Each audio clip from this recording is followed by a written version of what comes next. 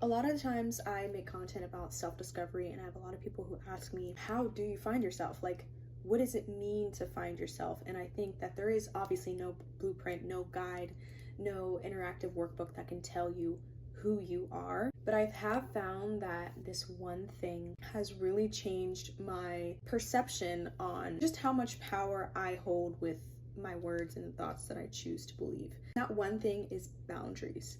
Boundaries really opens the door to create a new healthy relationship with yourself. For me, it has allowed me to decipher my opinion about myself over someone else's opinion of me that I normally just absorb and kind of unconsciously take on. If you're not constantly checking in with yourself and upholding those boundaries that you have set with yourself and other people around you, putting yourself in a position to continue absorbing those opinions of other people and give them power over how you see yourself. And so I found that it is very common for a lot of people to do this just because of our basic human need of community and fitting in. So when sometimes we don't fit in, we are susceptible to feel that gray area of uncertainty of, am I going to get rejected? Am I going to disappoint this person? Worried about how other people perceive you, essentially. There is no rule book, and I constantly have to remind myself, like, there is no social rule book on how you're supposed to handle certain interactions.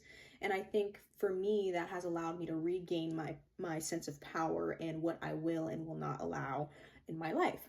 And so really being able to pinpoint what it is I will and will not accept has, again, opened that door to question myself and challenge default thoughts. And I think that always just being curious about yourself, upholding those boundaries, and checking in with yourself are the main components you will need to really meet yourself where you're at right then and there, and always as well, because there's never one version of who you are. There's always going to be multiple versions.